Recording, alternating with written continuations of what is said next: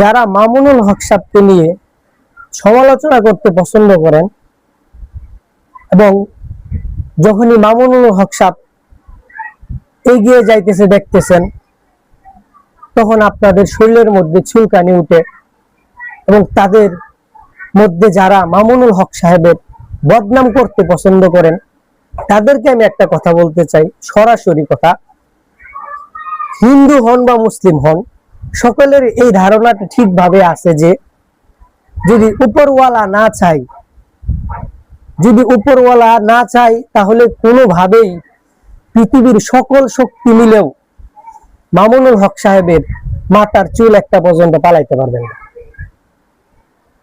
এই কাজেই অযথায় রাস্তা ঘাটে, রুটে, মাঠে, সোশ্যাল মিডিয়ায়, সংসদে এভাবে অযথা চেষ্টা না করে নিজের কাজে মন দেন।